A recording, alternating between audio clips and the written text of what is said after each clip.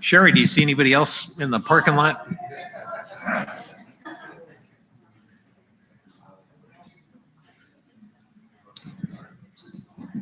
Thank you all so much for coming this evening for this very important congressional meeting. I know the call committee and everybody I've talked to is very excited for this moment.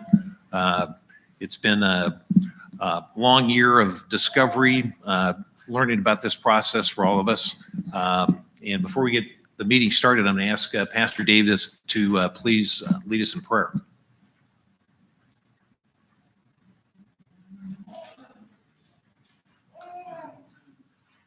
Thank you.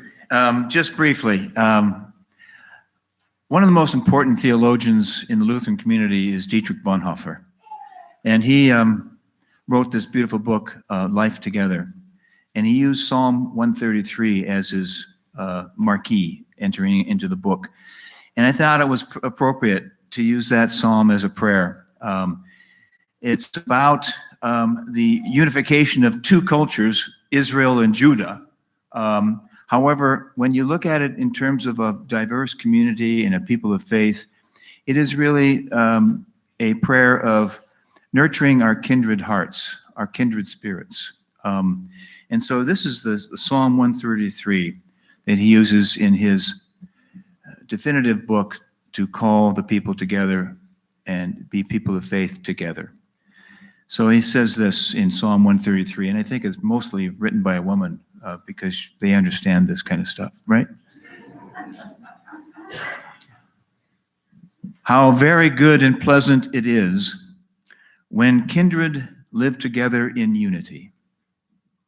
It's like the precious oil on the head running down upon the beard of Aaron, running down over the collar of his robes. It's like the dew of Hermon, which falls on the mountains of Zion.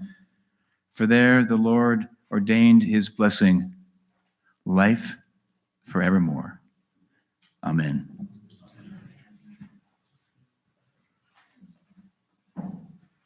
All right, I'd like to make a motion to commence our meeting. If somebody would please second it. Second. Okay. I heard Sarah second, and she understands these rules very clearly. And tonight's recorder is Quinn Lamers. But again, thanks for being here tonight. About a year and a half ago, Pastor Dan, as I was the congregational president, had been very open about I'm going to be retiring at the end of 2021 as the Christmas season concludes, and our executive committee council had a lot of deliberation about who should be on our call committee, and last April it was determined, and we followed the ELCA guidance and also our Northridge guidance with respect to what that procedure is all about. And we got great advice from Reverend Jason Asseltine from the Montana Synod. But last April, we selected the following people to be on our call committee: Jenna Morgan, Ann Castron, Kitty Lou, Sarah Menson, Ann Castron, Sherry Sevenson, Hallie Facero, Sally Webb, Quinn, Paul Benson, Ross Dankers, Justin Shobe, myself, and we were briefed by Reverend Asseltine, gave us a virtual introduction into the call process. We then scheduled some summer small group meetings didn't get as many people at those as we wanted, so we had more fall small group meetings. We did a survey to find out what our congregation wants in the way of a new pastor and what direction, reaffirmed our mission. And we had to generate from all that feedback Northridge Lutheran Church's ministry site profile. And we submitted that to the Synod in November after it was approved by the council.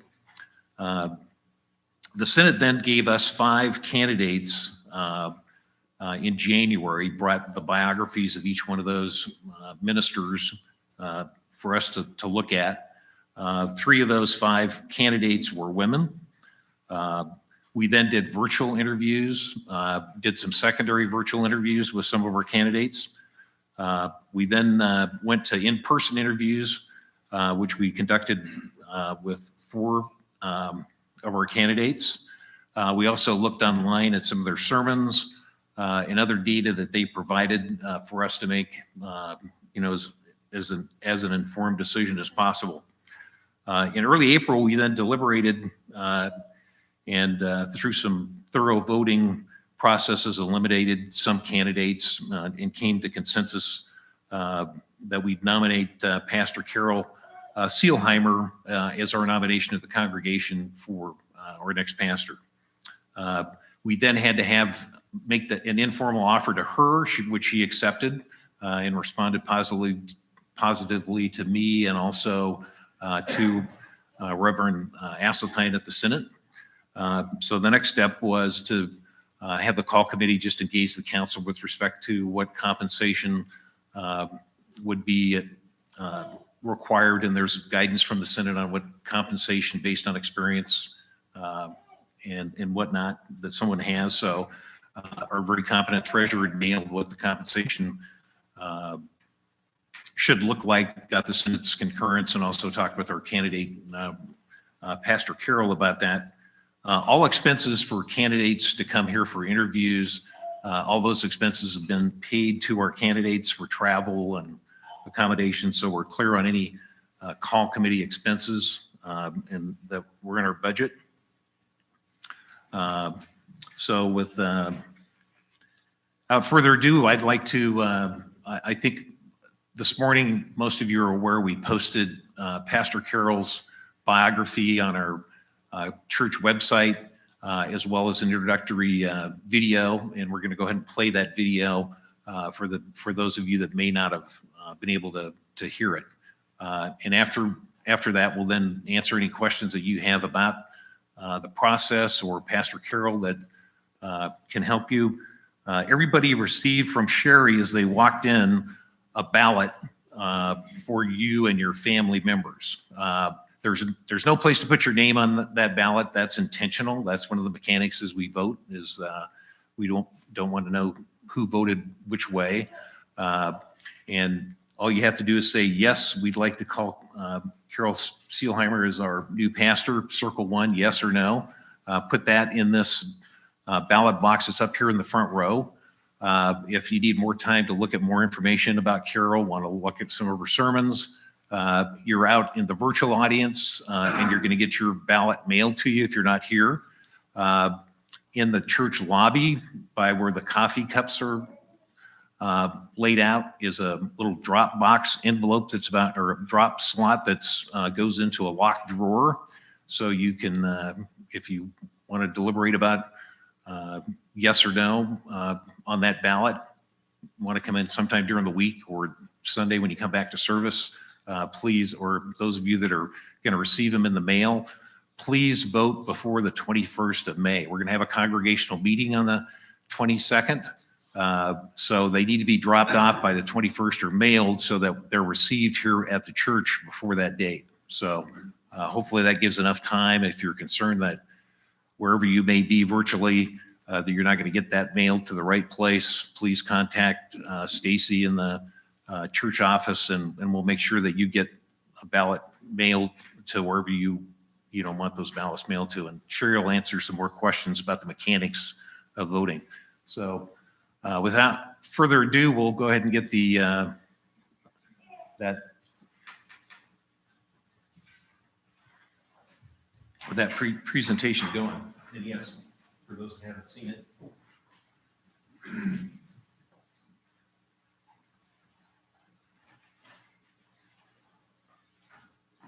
Hello, I am Pastor Carol Seelheimer, and I am so excited for this opportunity to be with you at Northridge Lutheran Church. A little bit about my background. I was born and raised in Milwaukee, Wisconsin, and there I met my husband, Steve. For a number of years, we lived in a St. Paul suburb in Minnesota. I am a second career pastor, and I've worked in the fields of hotel management and commercial insurance. When we were members at our home congregation in Minnesota, I was involved in both our worship assistant program and as a lay youth leader. I attended Luther Seminary, where I got my Master's of Divinity, and along with a concentration of the first third of life. During my time at Luther, I worked the first 2 years for our home congregation as the Children, Youth, and Family Coordinator. Then I went to a 5-point rural parish for my internship, and then in my senior year, I worked for a large suburban congregation as an associate for Children, Youth, and Families. Steve and I moved to Montana in 2016 when I accepted my first call in Plains and Thompson Falls. After arriving here and exploring the area, we felt drawn to the Flathead Valley. It felt like home to us. In 2018, we purchased our home in Big Fork.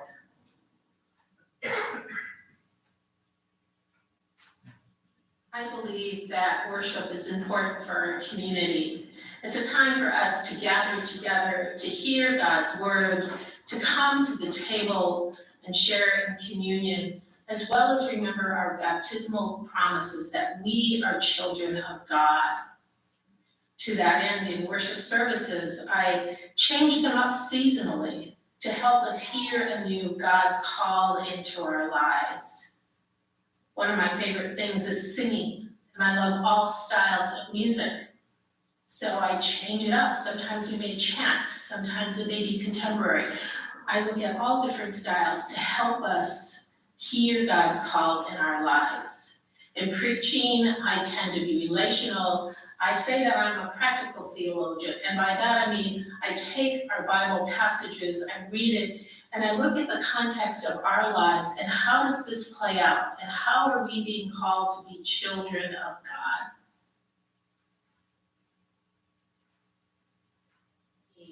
Ministry begins in worship, where we come together as a community of faith and worship God, and we're present for one another. It's about that relationship. It's not just about programs, but it's about bringing meaningful relationships into our lives with God and one another. But that's not where ministry ends. Ministry also goes out into the world in our local community and across the globe. The Spirit calls us into all of those aspects. When I think about the ministries I've been doing here in Plains and Thompson Falls, I think of 3 organizations. The first one is Sanders County Coalition for Families. It is an advocacy group, and they deal with domestic violence. That's dear and close to my heart, and I've become involved with them, and I'm on their board.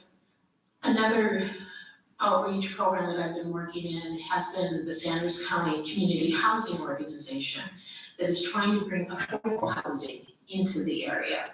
Finally, chaplaincy is an important part. I volunteer once every couple of months for a week as the volunteer chaplain at the local hospital. In these ways, I'm reaching out into the world, being part of the community, living into my faith and into my values. A loving God, but I'm also loving my neighbor. I think about other ways that I do this.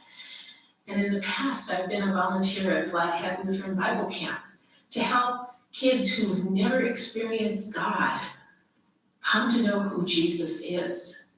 These are just a few small ways of being church together. I'm looking forward to seeing what possibilities, where the Spirit is going to call me at Northridge.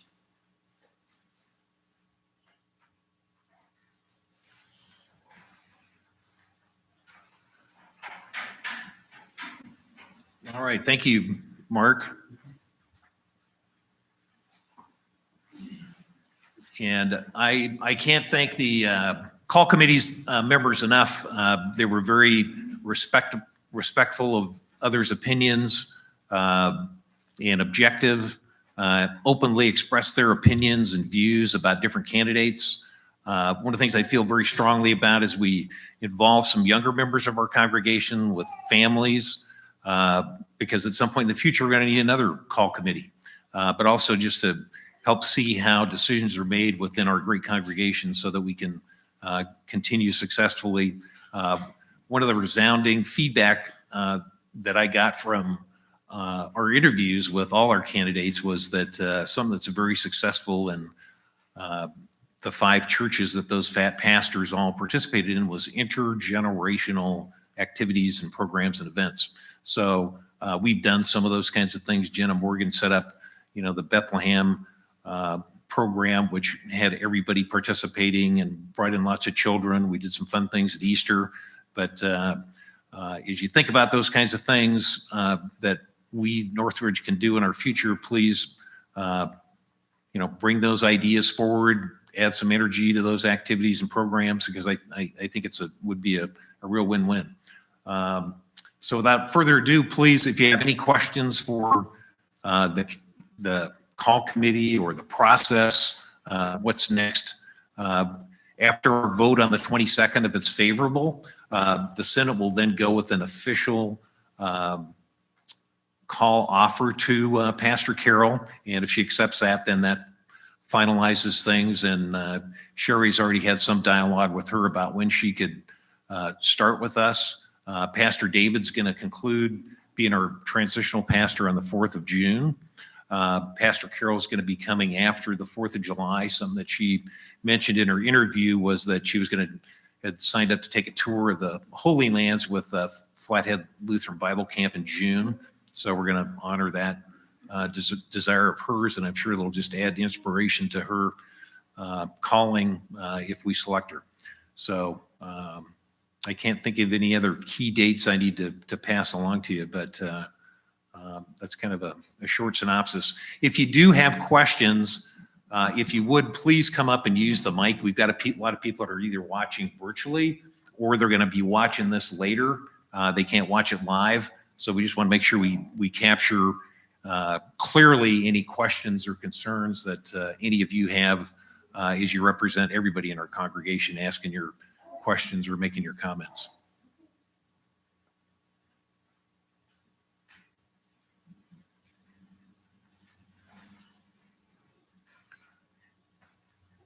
I prayed for a very nice evening so that you'd all want to leave as soon as possible, and my prayer was met. But sincerely, we definitely want to make sure if you have any questions or concerns that you please address them. We'll stay as long as necessary.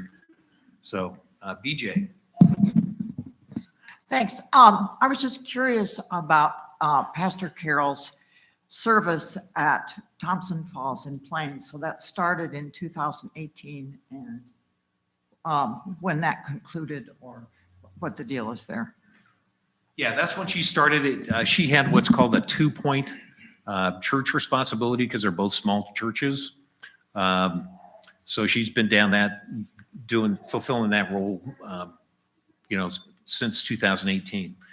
Some she didn't mention in her biography or in her introduction is that her husband, Steve, is a ELCA LPA. So, I think that's, a plus in her favor to have somebody who understands, what the demands are of a pastor. So she's got great support, in her home also. Can you tell me what an ELCA PA is? Actually, we've got 5 ELCA LPAs in our congregation. So I'm going to ask Dick Sign to please come up and address that question, because he's actively fulfilling a role as the LPA for a church in Thompson Falls, in Hot Springs, a 2-point church. So Dick, if you could just expound on what that role of the LPA is. ELCA is the Evangelical Lutheran Church in America. In case you thought you were somewhere else. LPA is a lay pastoral associate, and lay pastoral associates are folks that go through a 2-year training process that the Montana Senate puts on, and have classes in Bible studies, Old and New Testament, hermeneutics, which is a fancy word for preaching. There are all kinds of cool words you learn in that class, like eschatology, things of that nature, because if you can put a fancy name on it, you sound really important. But what we do is we, as LPAs, we fill in where there's a need. When a pastor wants to take a sabbatical vacation, becomes ill or something of that nature. And there's a domino cause and effect to everything that happens in life. And as somebody who's been filling in Hot Springs, who hasn't had a pastor now for 1.5 years, keep in mind that our joy is going to be their sorrow, because you've got a church in Plains and a church in Thompson Falls that won't have a permanent pastor now. So again, I wouldn't discourage, obviously, Northridge's call here, but keep in mind that there is that domino effect. And if we are one body, to pray for those other churches. I know in Hot Springs, if we get 18 people in a service, that's a really busy service. And some of these smaller churches are like that, and it's just very difficult to call someone. So hope that explains what an LPA is. That answer your question sufficiently? Okay, great. The other thing I wanted to point out is that it's a seller's market right now. Those pastors that want to look for a new call, there's lots of opportunities for them. As Pastor David knows firsthand, he was the transitional pastor in Polson for over 1.5 years. The church in Bozeman spent about 1.5 years trying to find a new pastor there. So we feel very fortunate that we had some very good candidates to try to decide who would be the best fit for Northridge. So we were very fortunate in that regard. And I'm very excited being in a church that actually supports inclusive membership. It's very exciting for me to say, hey, we're going to have potentially have a woman as our new pastor. There's many faiths and faith groups and religions that do not let women participate in that kind of a role. So I think that's another very exciting thing that Northridge could have to look forward to as we made that nomination recommendation to you. Linda Solom has a question or comment. First of all, I'm not as tall as my brother. Thank you to the call committee for all your time and your service to do that.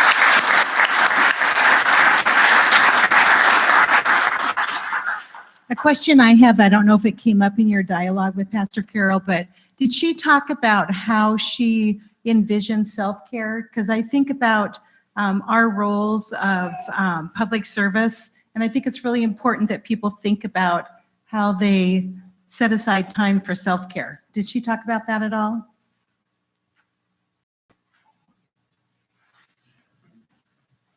Sherry's in the back raising her hand, so I'll let her maybe come up and answer that question. A lot of the real specific stuff that we went over with our candidates is confidential. So, Sherry, if you could answer that.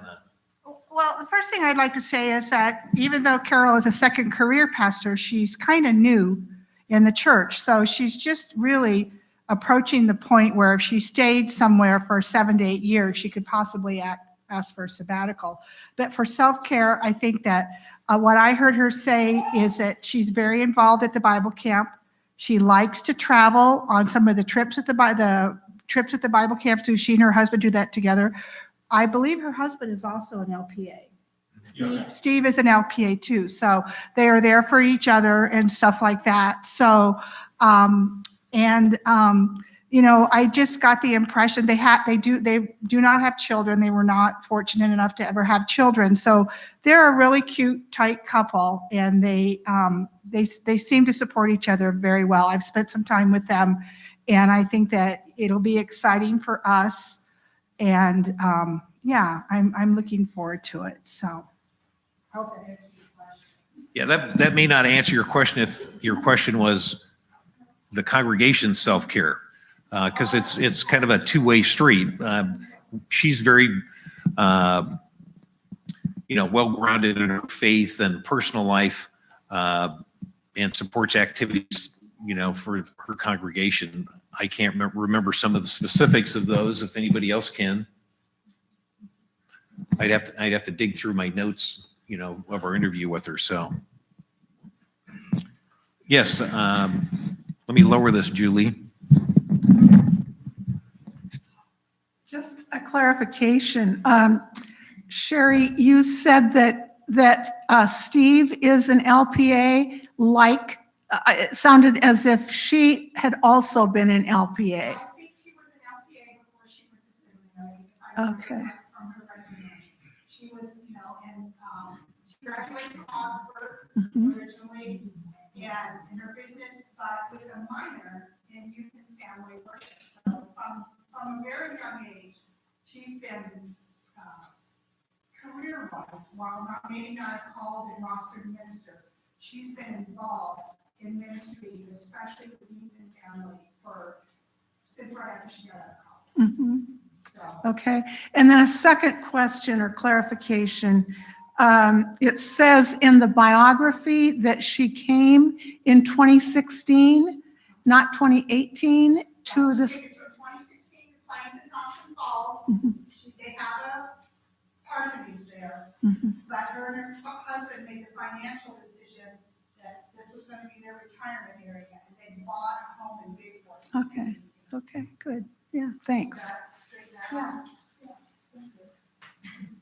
And they live at the parsonage there, and then when they have free time, that's where they spend it, is their home in Big Fork. Yes, ma'am. Again, please come up to ask your question. So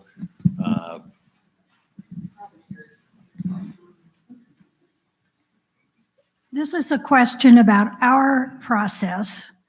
And because she is a young pastor in particular, I'm interested in what we will do as a congregation to support her, which goes to the previous question about self-care, but also in terms of education. I'm encouraged that she's going on a trip to the Holy Land. I hope that we would do whatever we could to support her in expanding her worldview and her educational opportunities. that sounds more like a comment than a question, but I know one of the things that Sherry, who's been our transitional lead, has done is, talk about what kind of meetings we need to set up to introduce the congregation to her and vice versa. Whether it's in potluck dinners or other events, but we'll continue to support educational sabbaticals that, Northridge Lutheran Church's pastors would like to undertake. It's something that the ELCA demands and the Senate demands, so we'll support those. And I think we're a congregation that all has a passion for learning, just not about our faith, but broadening our knowledge base and experience. So we'd certainly try to support that. Ann? Yeah, well, I was just going to add a little bit to that one. That, as the executive committee will also sort of function as her pastoral support committee. So I think in the next few years, we'll be taking that role pretty seriously and connecting with her quite a bit on all those questions about that. Is there a mutual ministry committee as well? So the question is there a mutual ministry? I think executive board will sort of take that role on. Yeah, so that would be myself And Quinn and Paul and I are sort of co-presidents, and then Kim Stenberg is coming on. Well, we'll be voting on that, but anyway, she's so that will sort of be her support group. Yeah, Peter, why don't you come up here and ask any? So my name is Peter Metcalf, for those who don't know me, and my question for the call committee, and I apologize if you put this information out earlier, but I'm curious to know from the roster or from the site profile, kind of what were the top priorities that surfaced that the community was looking for in a new pastor, and how Carol fulfilled those top priorities or did not. Okay, I can certainly send you the site profile. It's about an 8-page document about what our mission is, what our priorities are. There was a lot of resounding input that we received that we want to make sure we support young families. We felt like, we're an aging congregation. What can we do to bring in younger members, younger families? That was a big priority. Music has always been a strong suit at Northridge. And as we went into COVID, our music director at the time, Craig Naylor, was considering stepping down, and then with some health issues, that was, the timing was right for him to do that. So we lost our music director, couldn't have choir. And we've always felt that music is a very integral part of our services and what we like to do at Northridge from a fellowship perspective and musical enjoyment perspective. So, restoring our music program to higher levels was a top priority. Outreach has always been a big priority. At least 25% of our budget goes to nonprofits that we support. So we wanted to make sure we continued with those priorities. Supporting our senior members. We do have senior members of our congregation. So we've got to balance. Look in the mirror if that applies to you. We do have senior members, and we have to make sure that there's challenges with that population and bringing in newer members also. So others. Spirituality, Sarah. I think one part of Peter's question was about how she would address those needs. And one of the things I appreciated is she spoke at length, at least a little bit, about intergenerational, which we've mentioned once already before. She had some ideas and things that she had done in the past with congregations. And so that was one way she talked about that. She talked also about getting to know us. Of all the candidates, she talked the most about that. So I feel like through her efforts, whatever those may look like, getting to know us will also fulfill all of those needs. Yeah, she also had a strong music background and commented that she has perfect pitch. Both of her parents were musicians and singers. So almost perfect pitch. Sorry, Carol, if you're watching this. You can correct me at a later point. Okay, Jim is closer, so I'm gonna let him come up and comment or ask. Thanks so much to the call committee, and Pastor Carol looks like a very impressive candidate. It's no surprise to any of us that the church, both near and far, is changing dramatically. And it's been accelerated perhaps by pandemic realities and virtual this and virtual that. Were you able to get a sense from Pastor Carol how she thinks about, how she engages a transitioning notion of the church and community? And then there are those of us, and Julie and I are not alone here, who are actually official members here, but we're not always here because we're kind of transient, I guess. And that's part of the mobility of our culture, where maybe there are no more than 20% of the congregation on any given Sunday who are here, but are dedicated to the mission. Did you get a sense of how she might think about some of these issues? Sherry, I'll let you speak if you use the mic.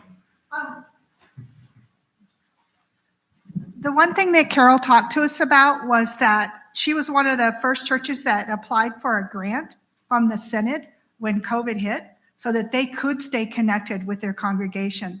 They, like us, have mostly an aging congregation, especially in Plains, and it was very important for them to be able to reach out to them and connect with those people. So she was Johnny on the spot about doing that.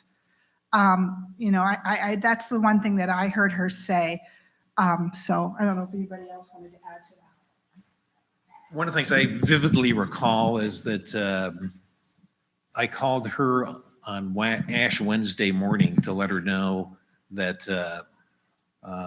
hey, she was somebody we wanted to interview in person. And it had been since January, since we'd done the initial virtual interview with her. And she left me a polite message back that, hey, I'm sorry I can't call you back, Craig. I'm off to see a bunch of shut-ins to administer, Ash Wednesday activities with them. So it'd be best if I could just call you tomorrow. So it was very obvious where her priority was, and that was to her congregation.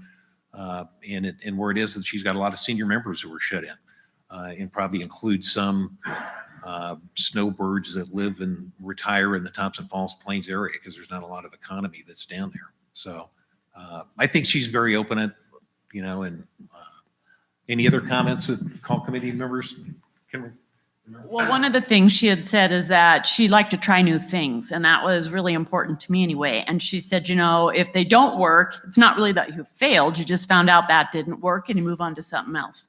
So I think as the church is transitioning, I see her as someone who's willing to try different things. And I know at her church, Sunday school, they weren't getting many kids, so they changed to Wednesdays, and they would actually pick kids up at school and take them to their church and do different activities with them there, and that seemed to be pretty effective too. So I think she's really open to what we see and what we would like to see her do and what we need. So.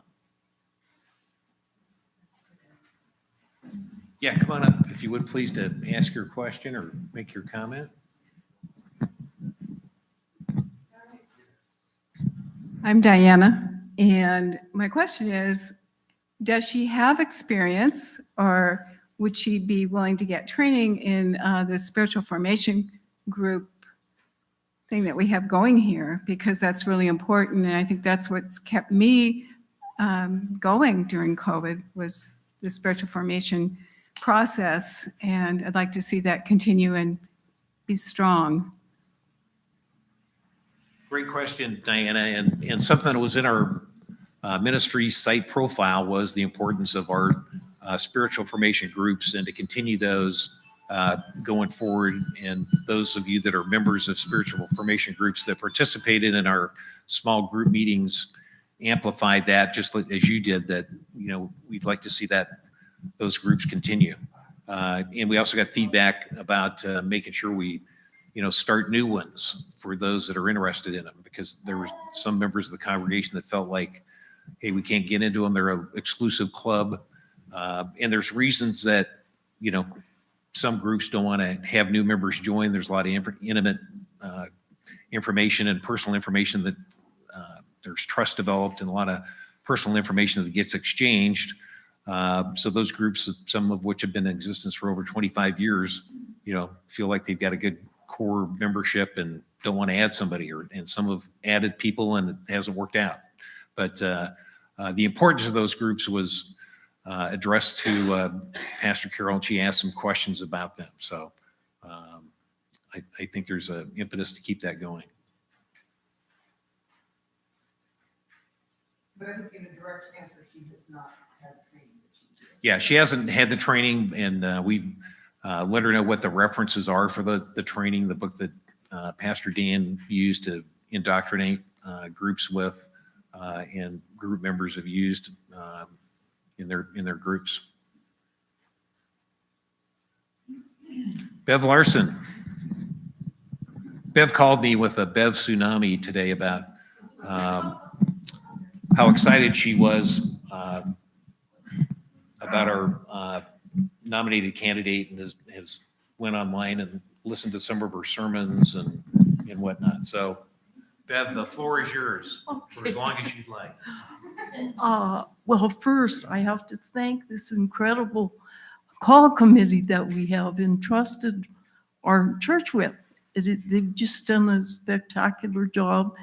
And I was so excited this morning that I was calling people all over town and just say, you have to listen to this.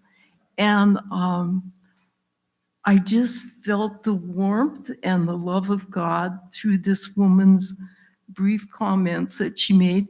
And then I was able to look at the Easter sermon that she had done in Plains. And she's a really good preacher, really down to earth. And the congregation was so engaged in her sermon that I really loved. And I just, I can hardly wait to meet her. And I'm one of the seniors, one of the late seniors, but I just felt like I kind of knew her just through that brief encounter that I had. So I think she has exactly what we need. And she was raised in Milwaukee, where Carrie was, and you know how Carrie blessed us. And I guess I just have to thank Pastor David and Pastor Dan because they prepared us to welcome her. And Pastor Dan gave us a lot of time to pray for whoever was coming. And I just feel like the Holy Spirit has been with us always and will continue through her leadership. But that wasn't a question, I guess. A commercial.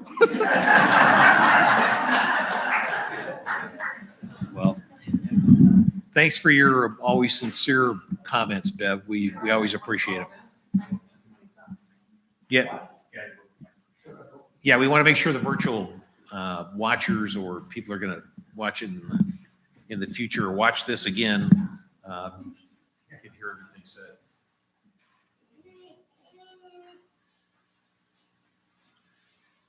Well, I apologize for the interruption just a minute ago. Diane says you always got a plan for the unexpected. Well, I didn't expect that. So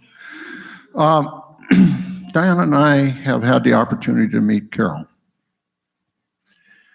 Extremely personal lady. She is well loved by those congregations, and it's going to be hard for them if we confirm her. I just believe that we are in transition. This is a new step for us. It's a new step for her. And we need to continue to hold hands together and walk together. And we need to continue to love each other. And I think we're going to be perfectly fine. And I think that there's going to be a lot of growth and opportunity. So I just want to share my thoughts about her and about what I experienced. One of the big things about those two churches down there that Diane and I have both had the opportunity to serve is that they love to drink coffee, and so does she. And I think that's a good place to start. And you can bet every Sunday there may be coffee and cookies out here and congregating in that format again. So praise the Lord. So thanks. Okay, Pastor David.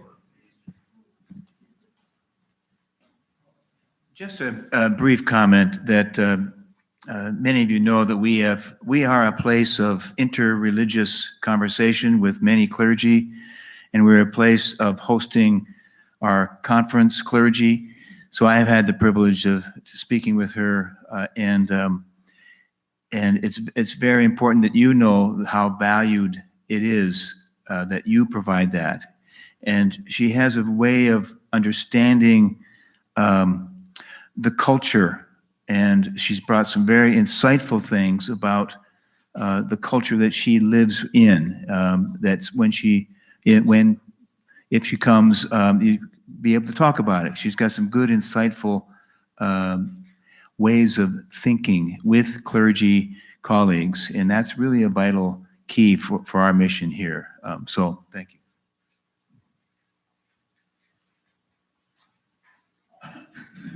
Okay, any further questions, comments?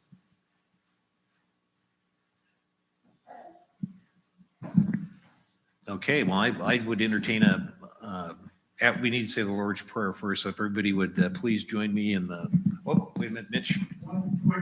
Yes. How many votes do we need? Yeah, reflect back to the, right, back to the process, and it's per our Constitution.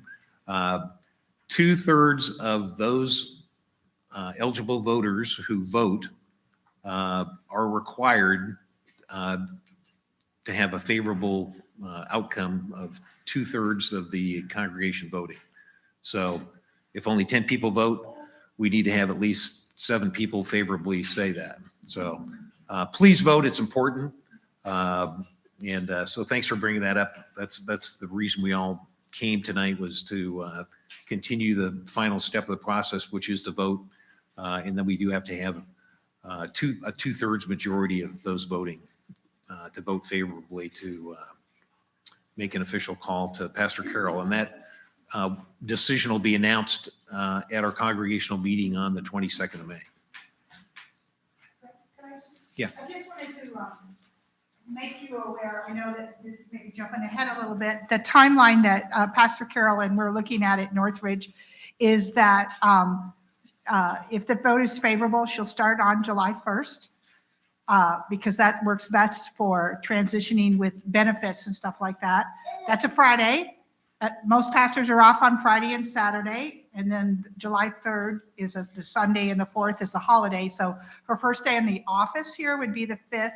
Her first day to lead worship in the pulpit will be on the 10th of July, that second Sunday in July. I have spoken to the Synod office about installation, and that can be delayed. The Synod doesn't like to do installations on Sunday mornings because they like to have as many pastors from the area be here to support whoever our new pastor is. So at this time, we're throwing out the idea of maybe having, like we do, our family potluck, maybe in August, hoping COVID numbers stay down, and we can have an installation on a Wednesday night in August when supporting clergy can be here to support Pastor Carroll and us at Northridge as we move forward on this most important step. So just to kind of give you guys an idea of the timeline. And Pastor David's already filled the pulpit for every Sunday because his last Sunday is the 5th, and we already have pulpit supply lined up until Pastor Carroll will be here. So we tried to do our homework and make the transition as smooth as possible for you guys. Okay, you know, please join me in the Lord's Prayer. Our Father, who art in heaven, hallowed be thy name. Thy kingdom come, thy will be done, on earth as it is in heaven.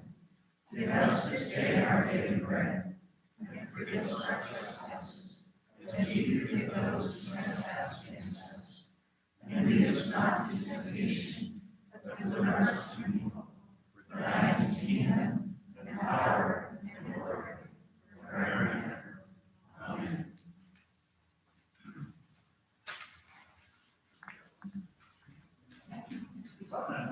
Okay. All right, if I'll entertain a motion to close the meeting if there's no other comments. So moved by Julie, seconded by Sandy. Sorry, you're too late. Okay. All right, again, thank you all for coming. Great questions, and again, thank you all for being here.